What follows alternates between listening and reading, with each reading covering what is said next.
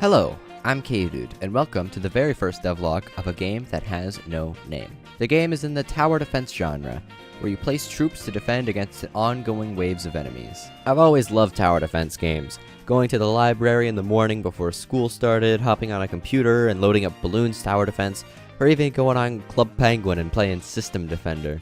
In my few years of scripting, this is my first attempt at making my own tower defense game, and so far I've been having a blast with it. This devlog series will mainly be focused on the coding aspects of the game, as I can't 3D model or design a game.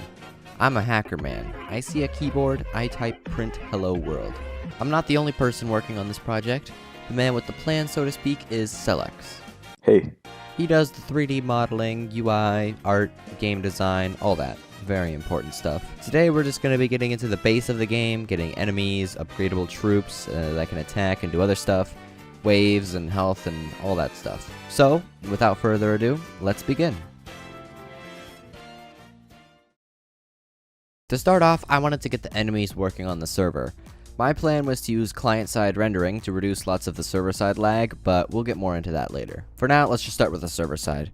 So, to begin, we need to set up a pathway for the enemies to follow. Easiest way to do this is to have nodes at each corner of the map which indicate the direction they need to go. Then the enemy will just follow these nodes until it reaches the final node. Then we need to make movement actually happen. For this, I used a heartbeat to update positions of the enemies based on speed and other conditions. I avoided using humanoids and humanoid walk 2 specifically because they can be detrimental to performance in large numbers, and we don't really need everything a humanoid provides. But removing humanoids isn't the only thing we can do. We can optimize further by completely removing parts, and instead just having a position in a table. This saves a bunch on server-side performance. Then I can send a condensed version of that table, which only contains the enemy, position, and the other needed info, to all clients. I fire the remote every 10 heartbeats, or 10 times a second, which will allow for enough updating to be accurate, but also not too performance heavy. Clients then create an enemy and tween their position according to the position provided by the server. We also need to animate the enemies, and to save on performance, I found this handy function which can tell me if a part's on screen or not.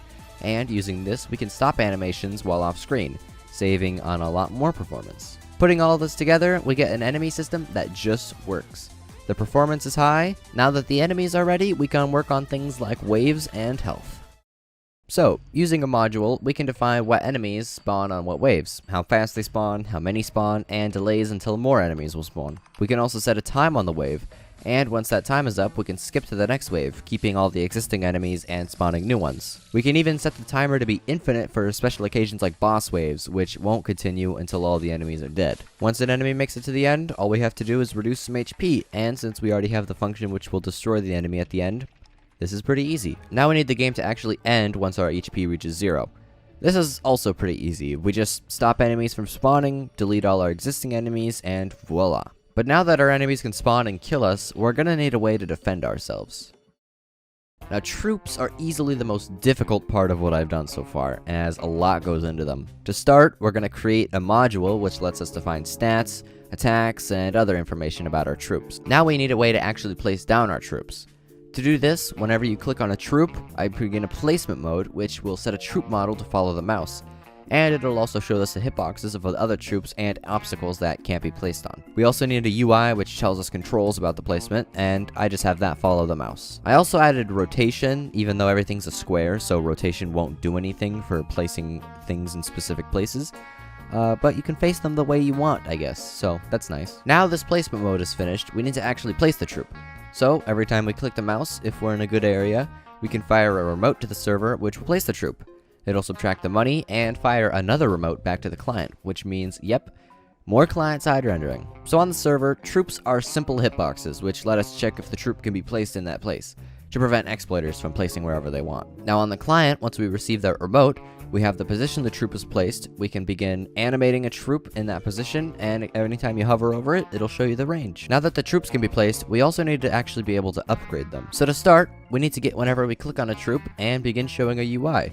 This UI shows us a lot of stuff about the troop, like the stats, next upgrade, selling price, upgrade price, all that. To start, I just added selling, since it's pretty easy. We just despawn the troop whenever we click the sell button and re-add some money. Now upgrading came next, which wasn't too hard. I just fire a remote which will tell us to actually remove our troop and place a new one in the same spot at the next level. I also keep some info about the troop, like what targeting mode you have and total damage dealt. Now we actually need to add the targeting, which I set up in a pretty easy way. Now I have a number on the server which will decide what targeting mode our troop is on, based on a table in our troop module. The client then presses either the left or right button, and with that we send it a remote which will tell us which button was pressed. Left subtracts 1 and right adds 1. We can then move through our table of options, and once we hit the end, we loop back to the beginning, or vice versa. We've now got troops that can be placed and upgraded, but they don't actually protect us from anything yet. Right now, they're kind of just like witnesses to the horror of the block men going inside the cube at the end. Now for attacking, troops can do all kinds of things like shooting, or not actually attacking and instead buffing troops or producing money or other things. Now for this, we need to raycast. We do a little raycasting. It's called we do a little raycasting. And I thought the best method to do this would be to use the open source module Fastcast. This module is built for making gun projectiles and has a lot of options like acceleration, which allows for gravity or wind, and a built-in pierce option, or even stuff like bouncing. Now the way Fastcast works is a lot of small rays, which over time will go further, simulating movement instead of how a normal raycast works, which is instant. But Fastcast isn't perfect for us. See, Fastcast is built for hitting parts, but if you haven't already forgotten, we don't have any parts on the server. They're all client rendered, and we can't allow the client to handle any of the detection, as exploiters can do a lot of stuff with that. So I needed to come up with something, and luckily Fastcast has us covered. See, Fastcast has a function called length changed, which is called every time a new ray is added, which will allow us to update the position of our bullet in accordance with the ray, so our bullet follows the ray. However, we can also use this for our hit detection as well. So every time length changed is called, we basically do a magnitude check to see if we're close enough to any enemies. Close enough to where we'd be basically touching them. If the magnitude check passes, we hit the enemy, add them to a blacklist, and depending on if our bullet can pierce or not, either get destroyed or we keep going. Now of course, we're going to do some more client-side rendering. On the server side, we have an invisible ray and there's no visual effects at all. However, on the client, we have bullets which can hit the enemies and produce particles, and they can also hit the obstacles and decorations and do more particles. Now, we can't actually test any of that until our troop can fire, so let's work on that. To begin, I got troop targeting actually working. Now, troops will follow enemies based on their targeting mode. This is also client rendered. On the server, we just update an attribute of what they're targeting. Then we need to actually attack. Now for this, we have a module with all the attacks, which holds a loop, which will fire a bullet in the direction of the enemy we're currently targeting. To begin with, I started with Ash. Ash uses a single pistol to fire at enemies, then at level 4, they gain dual-wielding pistols, which fire a bullet from each gun at a faster rate. And at the final upgrade, Ash wields a shotgun, which fires 3 bullets at a time in separate directions. Now the first 3 upgrades were pretty simple, we just fire a bullet at the rate of speed for the troop. At level 4, we have a bool, which will switch every time we fire, and whichever the bool is will decide which gun we fire and what animation plays. Now level 5 is the most difficult. For this, we need to fire 3 bullets in different directions. I use 2 world space to add and subtract from our enemy's position, which will let us change our target relative to the enemy that we're targeting, so we don't go in random directions. And now with that, everything here is working perfectly. Troops are firing at enemies, they're hitting, they're piercing well, and they're animating. Of course, we do need to test the performance, and I think we can do that with a little stress test.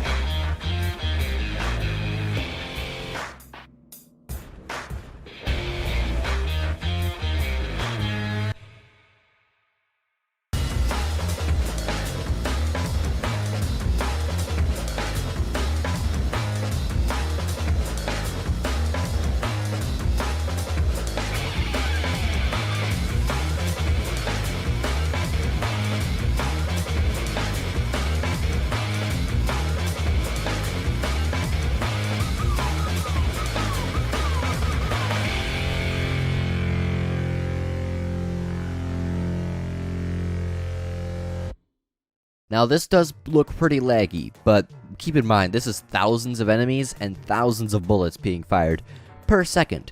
None of that will ever happen in the actual game. Now Amelia is a sniper, which can fire from long ranges and do tons of damage. Her attacks are pretty straightforward for the first 4 levels. We just fire the gun just like we do with Ash, which we can reuse his code.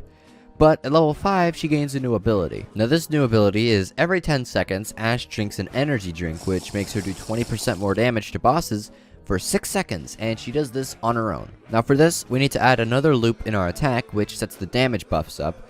And on the client, we need to play an animation and activate some nice little particles to boost our dopamine receptors whenever the buff is activated. And with that all done, she's done. Pretty easy since we already had Ash ready, and the code is pretty similar besides the buff. But next we have a whole new kind of troop, Sunny.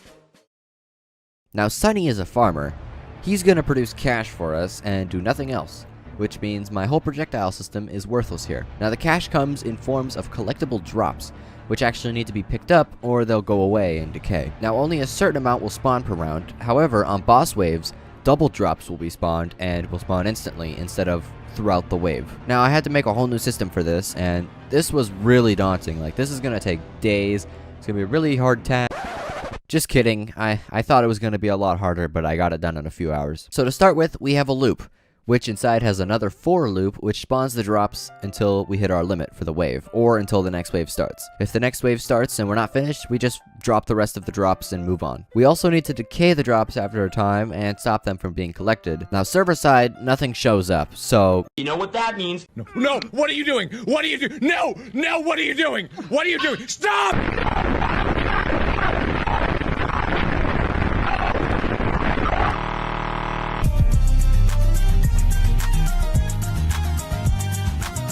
Is this funny? No. So we fire a remote to the client and it spawns a part in. But now I need to actually make it do stuff. So we're going to use some tweens. Our first tween starts inside the troop and it goes up into the air. Then our second tween is in the air and goes into the ground. And then we do another 2 tweens doing the same thing, but smaller to add some bounce. Now at first this looks really choppy, but using easing direction, we can change how our tweens are running. The first tween has a direction of out, then in, and then out, and then in. And using the visuals provided by the easing direction API, this literally is a bouncing thing. And I think this effect looks really good. It looks like a pretty advanced system, but it's just 4 tweens. Now we need for them to actually be collectible. For this, I just use a loop and check our magnitude with the drops. If we get close enough, we lerp the drop into us, and once we finish a lerp, we just fire a remote to collect the drop. Now to prevent any exploiting, we have all the drops stored on the server as well, meaning if the drop doesn't actually exist, it can't be picked up. And we also only allow the owner of the drop to interact with it, so exploiters can't steal any drops. And that works flawlessly. Drops come out, get collected, and get added to our cache. Holy shit, that's a lot of money. That guy was holding a bank vault worth of money. Go get it. $20. Now we're going to do a bit more to spice up enemies by adding mutations. Mutations are buffs that affect enemies and do some cool things. The 3 we're starting with are Hidden, Regen, and Metal. Hidden makes the enemies transparent and becomes untargetable by troops. The only way a troop can see the enemy is if the troop has the Hidden mutation unlocked. Metal makes the enemy metal. Duh. The enemy can't be hurt by troops unless the troop has the Metal mutation unlocked. But they can still be targeted by all troops, so they can drag attention away from enemies that you actually need to be focusing on. And finally, Regen makes the enemies regenerate health. They can still be hit and targeted by all troops, but if you don't kill them quickly, they'll regenerate health. There's also a 4th boss mutation.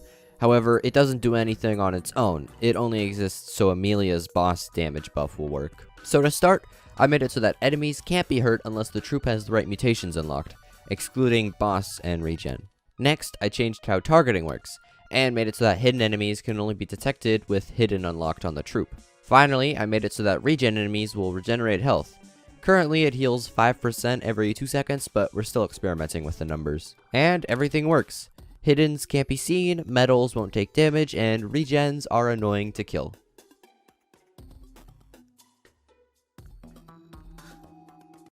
How are you alive? This is ridiculous. I've blown up every other person that has worked for me in totally... Okay, I will ignore that because that wasn't a very big hit. But this... Oh, Screw you in your face! You better die at the bottom of this! How are you missing things? How are you missing things? Hit it! Why are you invincible? Now that's everything I have to show for today. We have a great base game with gameplay and some decent visuals. Next time, I'm going to try and get some lobby stuff done, having multiplayer, and hopefully some more troops to show off.